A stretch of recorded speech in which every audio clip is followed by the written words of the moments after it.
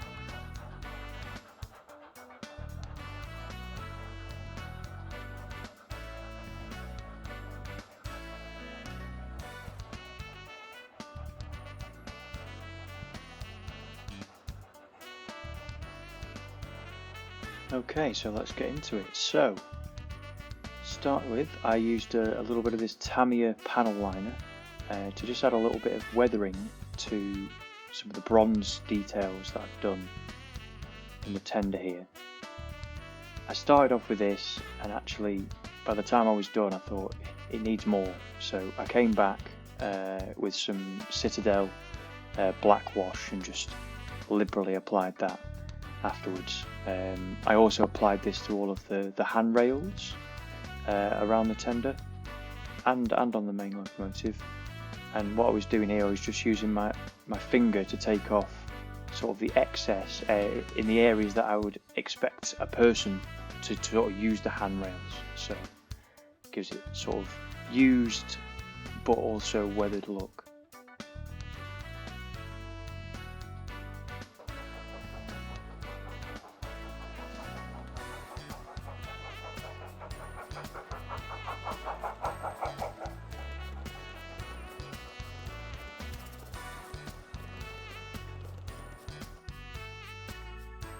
Okay, so here I'm just applying some of the Streaking Grime by AK Interactive. I'll leave a link in the comments to that stuff, but I'm just using a little bit of old plasticard here just to mask off the areas I don't want to get too heavy with this Streaking Grime, although I do end up putting a little bit on all over, just more heavy towards the sort of the bottom area of the loco where I would expect more grime and dirt to build up from the wheels throwing it up and things like that. So as you can see, I'm just doing away with the plasticard now. I'm just putting a light coat over this. The beauty of this stuff is it's mineral based, so you can come back later on with a bit of mineral spirits and just, you know, push it around, move it, remove it. It's hard to go too far wrong with this stuff. You could, in theory, just absolutely blast it with this stuff and then just take it all off again. So it's no drama to go a little too heavy, although you just end up wasting your time and the product, obviously. So as you can see, I'm just applying a bit more and a bit at a time. Like I say, it's easier to put less on and to begin with.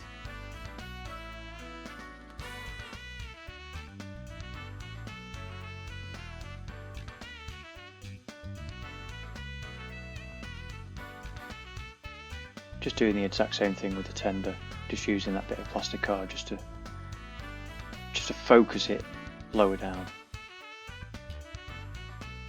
and then getting plenty in the area around where the water tank is at the back there.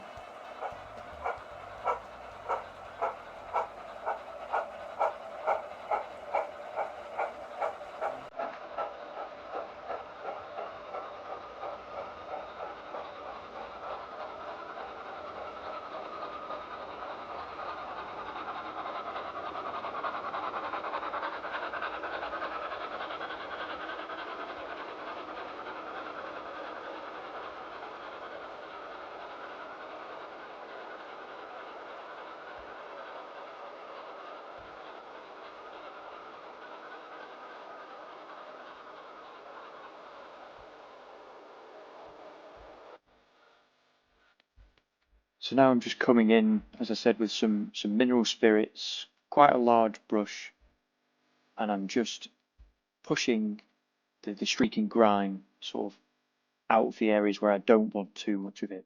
I'm trying to use an up and down motion to sort of simulate the dirt running down the side of the locomotive. Sort of, if it had rained, it would sort of drag the dirt and it would pull it towards the bottom. But it would also leave that sort of streaky runs as it goes down. Or at least that's what I'm going with.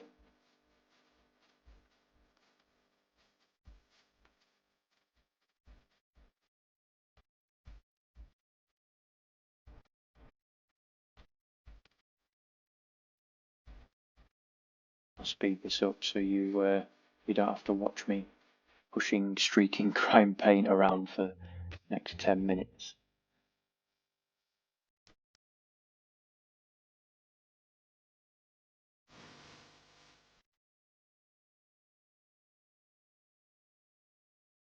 Really trying to make sure that I get it off of the sort of the numbering, because I would imagine that in real life the drivers would make sure to wipe those areas, keep them clean. Again, with the running plate, I imagine that they would focus more cleaning on that area.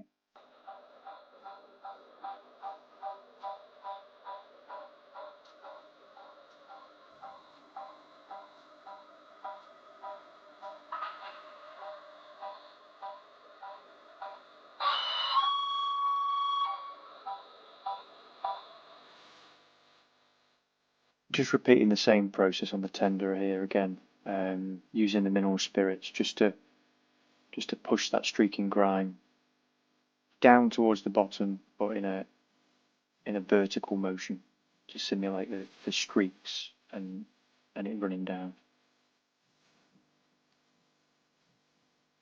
I'm using a bit of paper towel just to take off if it's too much, I'm just using a bit of that paper towel to remove it. Again, once you get the mineral spirits on there, it just lifts off really easily.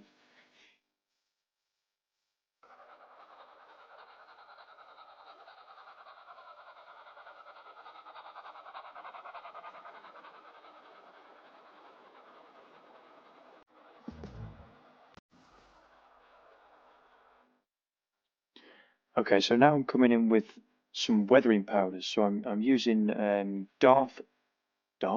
No, not Darth. Dark Earth Pigments by AK Interactive. It's not Star Wars. It's definitely Railways.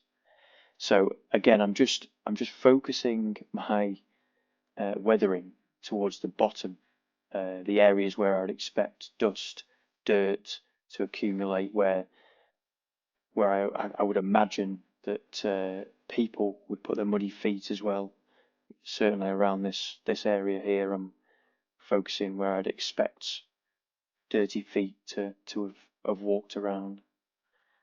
Now, again, with this stuff, you don't want to go too crazy with it because it doesn't come off that easily. Although what I will say is when you come to actually lock this stuff in with the varnish at the end, it does knock back some of the lightness. It sort of darkens it a little bit, so you do need to use a little bit more than you think now to give you the effect you want at the end. And that's sort of, I get one of those sort of judgments that you just need to you get used to after you've used it a few times, like I have. You know how much you need to put on to give it the finish.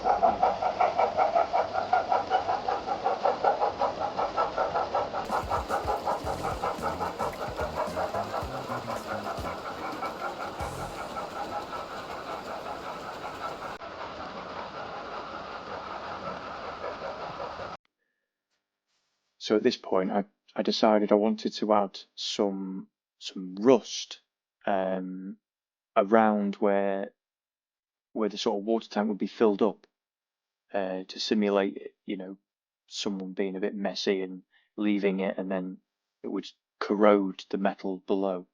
So I'm using some of this fuel stains by AK Interactive again, and I'm just applying some of that down, and then I'm going to actually use some of the puddles, which is kind of like a water effects, but it's got a bit of brown paint in it, so it's sort of a dirty water effect. But again, mixed with this fuel stains, it gives a really convincing sort of rust look to it.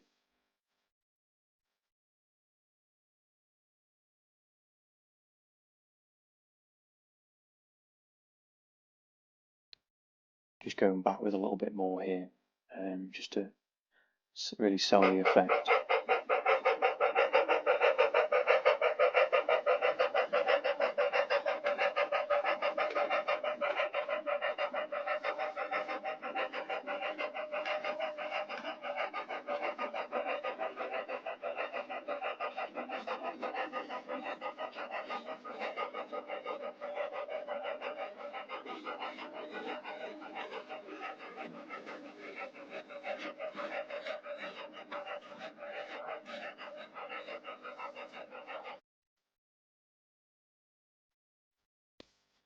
So next I'm coming in with a product called Rust Streaks, again by AK Interactive. As you can tell, I quite like their diorama series products. They're really easy to use, and they just look the part without having to do too much mixing or messing around. So I'm working in lines. I'm trying to simulate where the rust would start and then run downwards and pull at the bottom. So I'm always trying to work vertically, starting from the bottom and working my way up, so that the area of rust at the top is small, but it simulates that as it streams down, it would sort of taper out a little bit. And then I'm going to do basically all the same processes again, but on the locomotive engine itself. So starting with the powder, and I go quite heavy with the powders on this, and then some of the rust streaks.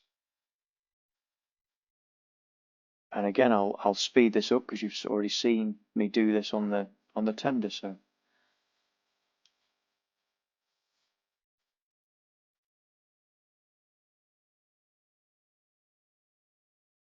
anywhere I've put on a little bit more than I like, or in this case, what I'm doing here is I'm actually applying it onto the sort of sculpted details, and then I'm wiping off the majority of it, which just leaves it in the recesses.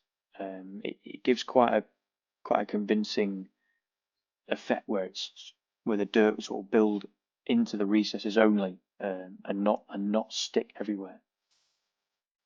So I'm just using my thumb just to take off the majority of it.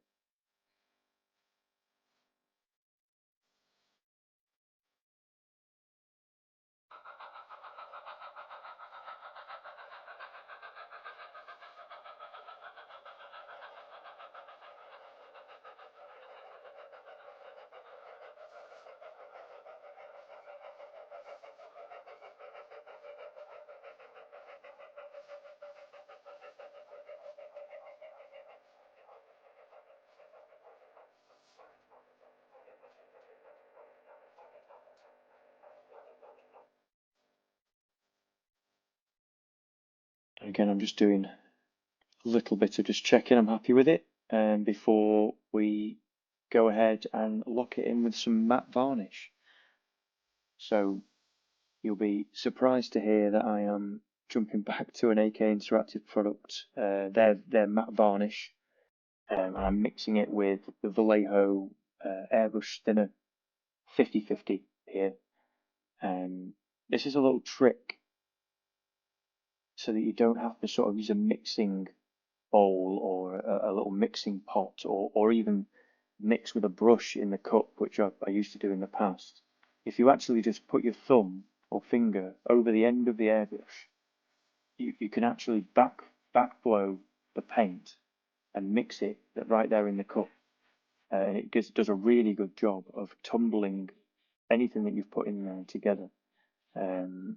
If you've got to be careful with the trigger. If you pull back too much, you'll sort of spit it everywhere. But I find it's the best way to mix paints, and without loads of different containers and things like that. So this is fairly straightforward. Just putting a nice layer over everything. Again, definitely not wanting to go too heavy with this. If you apply this too fast or in too rapidly onto one area, it can really leave a mess. It can cloud up and it can cause problems. So you do have to do this really in nice thin coats, and I highly recommend thinning this down at least 50/50, if not more. If it's your first time, it can actually be easier to almost go 25 to 75 thinner to varnish, and that way it's more forgiving. It's way less likely to cloud or craze. So you can just see there, I'd noticed I'd missed the end of that tender with the weathering, so I was just applying a bit of powder before carrying on with the varnishing there. And then that brings us to, well, the end of the process really. This is the grand reveal, I suppose. So I've done some vignettettes to the end of the video, and I've done quite a few images here of what it looks like. So I hope that you guys agree that it looks great. I think it does, and that it looks better than it did originally. It's certainly nice to have another model that isn't the same with a different nameplate to one of the other ones that we already have on the layout. But I really do like it. The images that we've seen on Google, I just wanted to replicate it. Now, there was someone who mentioned in the last video that if I was modeling sort of the restored version of Nigel Grizzly, it should have the double chimneys. Now, that wasn't my plan. I was trying to sort of do it back in the 40s, when it would have actually originally been painted this colour. Now, there may be something I've got wrong because I wasn't around, and it's very difficult to find images from that period. Definitely very difficult to find them in colour. So if anybody has got any sort of problems, or not problems, I guess I mean any suggestions for how we can make this more accurate to how it would have been back in the 40s, then I'm all ears, because that's the era that this layout is modelling, and it would be nice to get it right. So if I do need to change the chimney or some other aspects of the model to keep it in keeping with that time, then let me know. Otherwise, I hope you've enjoyed this video and this series, and if you want to see more painting and weathering videos from myself, then let me know. If you want to see other things of the layout or other processes, then let me know that too, and I can try and do videos on that. So the next video will be about our recent trip to the Loughborough Model Railway Show. So stay tuned for that one. But for future videos, again, looking for any suggestions and anything that you've liked, not liked about the videos we've made so far, and if there's anything that you're really itching to see, either from the layout or from ourselves or on the actual models, then we can look at that as well.